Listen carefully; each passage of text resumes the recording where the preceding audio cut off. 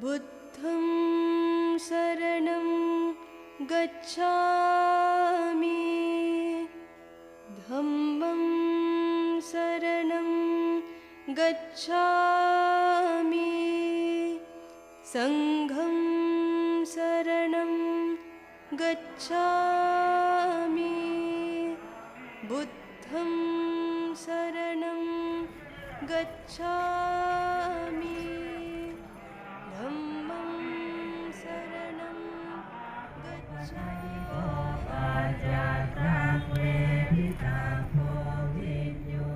The 8th International Tripitaka Chanting was held in Bodhgaya, India from the 2nd to the 12th of December 2012.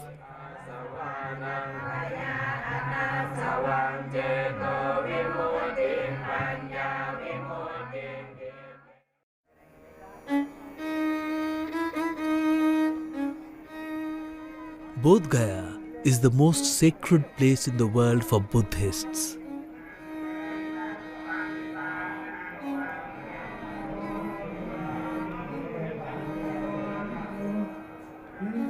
It is here that the Buddha was enlightened as he meditated under the holy Bodhi tree in 528 BCE.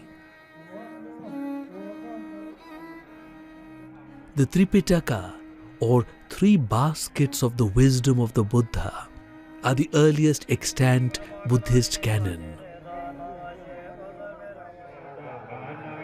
The chanting of the Tripitaka is an ancient tradition. At Bodhgaya, it would have been done on a daily basis for 1,500 years, up till the 13th century when the great temple was abandoned.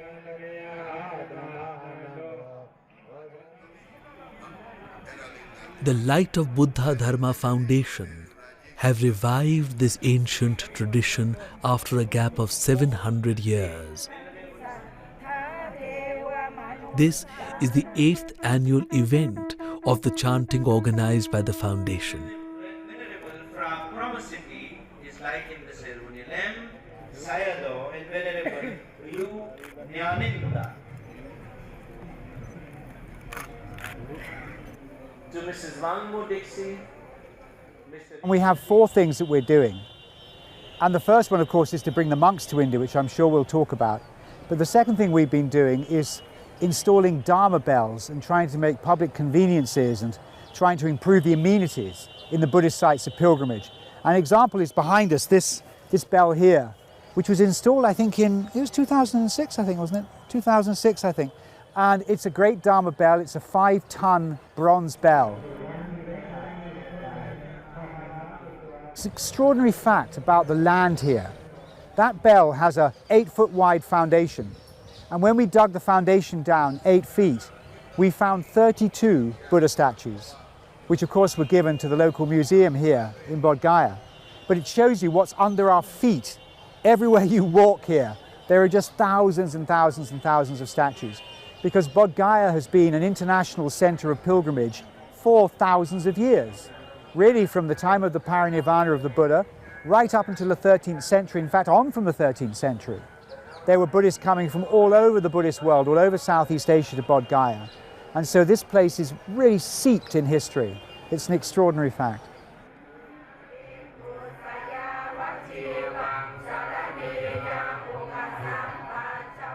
Chanting the Tripitaka is an ancient tradition. In Buddha's time, there was no writing, so all of the monks would learn what the Buddha taught through chanting the teachings. And indeed, if you look at the Tripitaka or any one of the ancient Buddhist writings, you can see they're designed for rhyming speech. They're actually designed to be recited.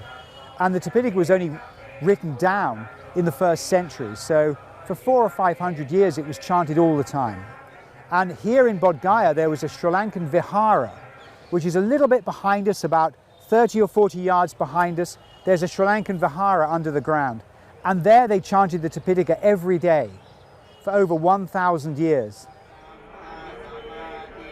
Well, in 2006, on the anniversary of the 2550th Buddha Jayanti, it was decided to do a one-off Tripitaka chanting here in Bodhgaya.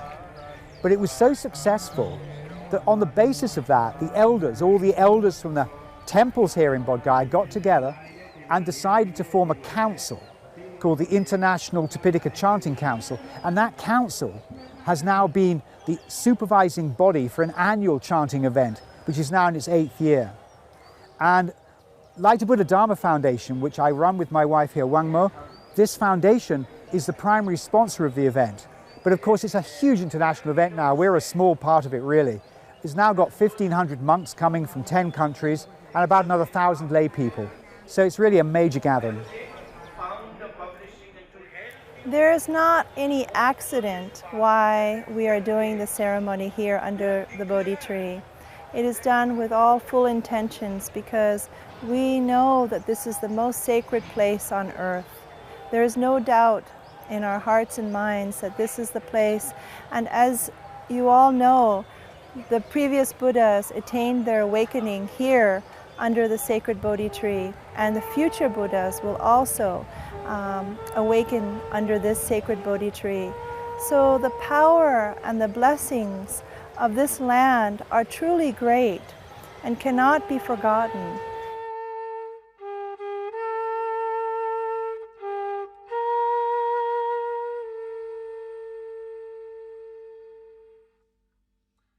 We are coming from afar to pay respect to the original motherland where it all began. These great blessings have a right to be held in the hands and in the hearts of the original descendants of the Indian people, and may they be the ones to radiate these great blessings in all directions for world peace. Some have traveled over 40 hours, train plus 20 hours on the flight, from all different directions, because this is a sacred place, the most sacred place on earth. There have been many times that we have traveled afar to these Southeast Asian countries with one message: please come to Bodhgaya, please come back to the most sacred place on earth. They know that. It doesn't take much convincing. They know that this is the place to be, and the timing is right. I have traveled in many different contexts. I've traveled to caves, I've traveled to temples in many different countries, and there's a feeling among the senior monks that this is the time for us to pray, to come together back to Bodhgaya. So that kind of message is very powerful when we all come together under one umbrella with one message, a message of peace, a message of inner harmony, and that transcends every national boundary. That transcends every ism. That transcends even conventional truth. It is the truth for humanity. It's a universal truth. When we come together and embrace what loving kindness is, humanity to humanity, that is what we want to achieve those perfections. We have so many defilements, but if we can try to purify and become like a noble one that the Buddha spoke of in his Sangha, like an Arya Sangha. The Arya Sangha came from here and should be returned back. Because people came here in their thousands, and not just common people, kings and emperors and conquerors, you can't imagine, all came to Bodhgaya from the time of the enlightenment of the Buddha right through until the 13th century. And what's happening now, as the interest in Buddhist pilgrimage reawakens, is we're seeing the same phenomenon. Thousands upon thousands of people coming back, to the point now where in a vast country like India, 1 in 6 of the visitors to India come to Bodhgaya. So you can imagine what's happening. If you spend half an hour under the Bodhi tree, you will see Buddhists from all over the world practicing in their unique way.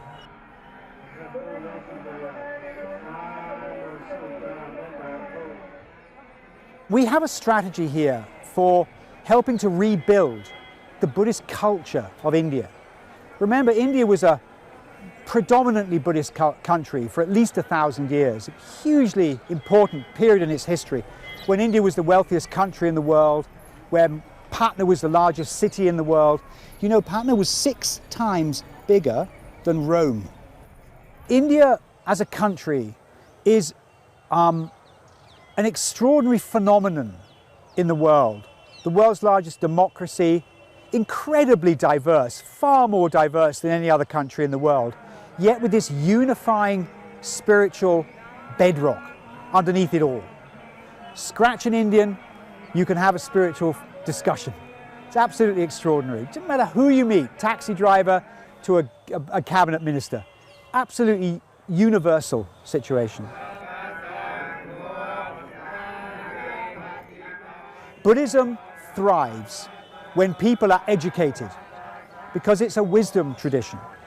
It's not a tradition that says, believe in this and you will go to heaven. So we feel very strongly that time for Buddhism is back. The benefit of the Buddhist culture is that Buddhism promotes tolerance, it promotes learning, it promotes spirituality in collaboration with technical progress.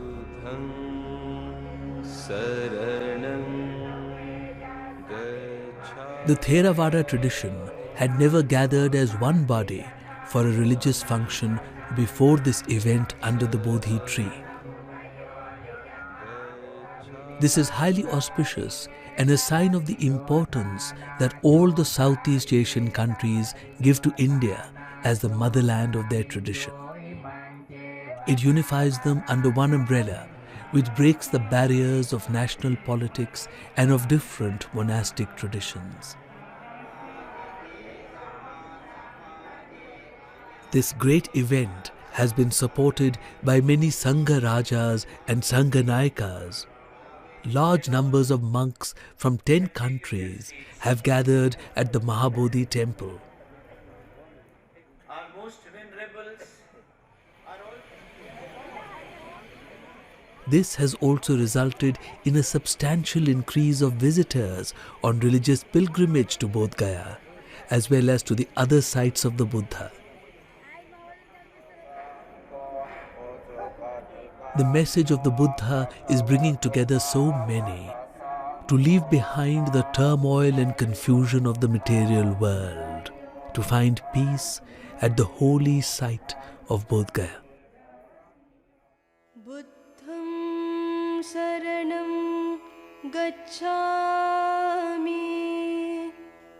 dhammam saranam gacchami, sangham saranam gacchami, buddham